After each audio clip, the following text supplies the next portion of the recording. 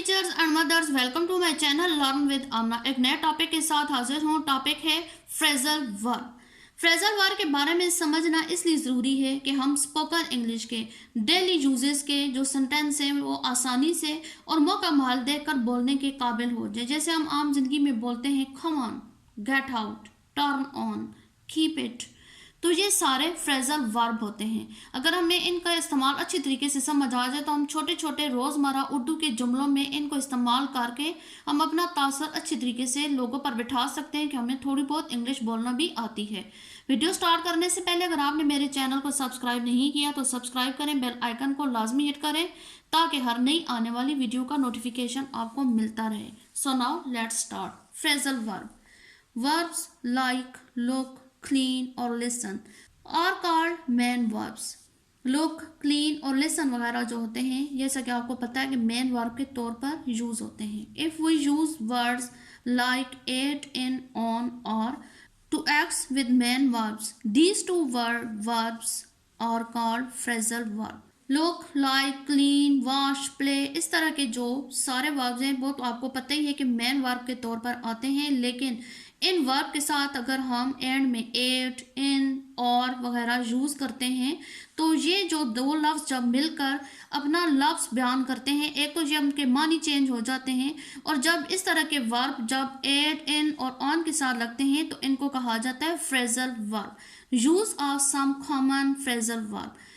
आम जो ज़िंदगी में हम फ्रेजल वर्ब यूज़ करते हैं अभी मैं नीचे डिस्कस करूँगी, और उनका आगे से इस्तेमाल भी मैं आपको बताऊँगी, और आगे से जब वो ऑन, अप, ऑफ वगैरह के साथ जब लगते हैं तो उनका मीनिंग कैसे बदलता है वो भी मैं डिस्कस करूँगी। वर्ब है कम, मतलब इसका आता है आना। फ्रेजल वर्ब में ये अगर ऑन के साथ आ जाए तो फिर बन जाएगा कम ऑन, यानी कि हम किसी को कहते हैं कि जल्दी करो भाई, कम ऑन। तो इसको हम आम रोज़मर्रा ज़िंदगी में कैसे बयान करेंगे। फॉर एग्ज़ाम्पल, हमने अपने किसी दोस्त को या अपने भाई को बुलाना हो तो हम कैसे कहेंगे, Ali come on, I am waiting for you.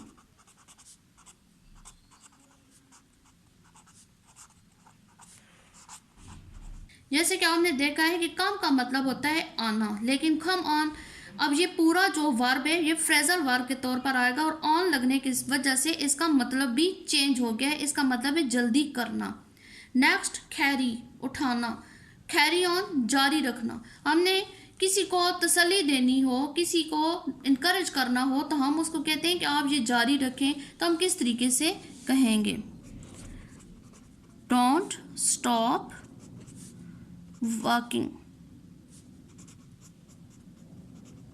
Carry on, चलना मत छोड़ो, वॉकिंग करना मत छोड़ो, कैरी ऑन यानी कि जारी रखो। गिव, देना, गिव अप, हिम्मत हारना। अब गिव का मतलब देना है, लेकिन साथ अप यूज़ हो गया तो ये फ्रेजल वर्ब हो गया और इसका मतलब भी चेंज हो गया, और इसका मतलब है हिम्मत हारना। अब हमने किसी को तसल्ली देनी हो तो हम इस तरीके से कह सकते हैं, तो हम किस तरीके से कह सकते हैं, यू कैन डू इट, तुम इसे कर सकते हो। डोंट गिव अप, हिम्मत मत हारो। नेक्स्ट, टेक, मीनिंग है लेना, टेक ऑफ यानी कि कपड़े उतारना, मीनिंग चेंज हो गया। जब हमने अपने किसी छोटे भाई को कहना हो या कोई भी किसी को ऑर्डर देना हो, हरी अप, जल्दी करो, take off your uniform.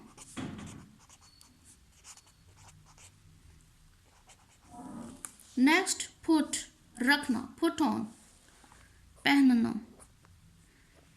Put का मतलब रखना, लेकिन फ्रेजल वर्ब के तौर पर जब जाएगा तो इसका मतलब होगा पहनना। तो हम कैसे कहेंगे, put on your shoes please, बराए मेहरबानी अपने जूते पहनो। नेक्स्ट, टर्न, मोड़ना, टर्न ऑन, चलाना। इट इज़ वेरी हॉट, बहुत गर्मी है, please turn on the fan, बराए मेहरबानी पंखा चला दो। अब टर्न का मतलब मोड़ना है, जब इसके साथ ऑफ लग जाएगा टर्न ऑफ, बंद करना। टर्न ऑफ द टैप, नलका बंद करो। डोंट वेस्ट द वाटर, पानी ज़ाया मत करो। ये हम आम रोज़मर्रा ज़िंदगी में जुमले बोलते हैं। तो अगर फ्रेजल वर्ब का इस्तेमाल हमें अच्छी तरीके से आ जाए तो हम इनको इंग्लिश में भी बोल सकते हैं। गो जाना, गो बैक वापस मुड़ना। Please go back. Next keep, रखना, कीप अवे दूर रहना। कीप अवे मेडिसिन्स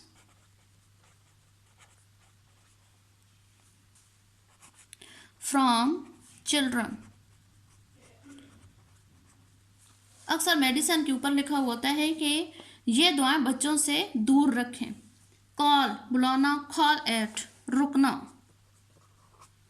कॉल के साथ एट जब लगेगा तो ये फ्रेजल वर्ब बन जाएगा और इसका मतलब हो जाएगा रुकना। The train called at the station. रेलगाड़ी स्टेशन पर रुकी। लुक फॉर, देखना, सर्च करना। इसका इस्तेमाल होगा I am looking for job, मैं नौकरी तलाश कर रहा हूँ। रन अवे एस्केप, भाग जाना, वहाँ से गायब हो जाना। The thief has run away. Pass away, pass का मतलब होता है गुजरना, जब उसके साथ अवे लगेगा तो मतलब दुनिया से गुजर जाना, डाई मर जाना। My grand mother has passed away. Cut it out, cut का मतलब होता है काटना। अब कट आउट यानी कि रोक देना। Okay, cut it out. अगर हमने किसी काम को कहना हो कि बस इसको रोक दो तो हम कहें ओके कट इट आउट।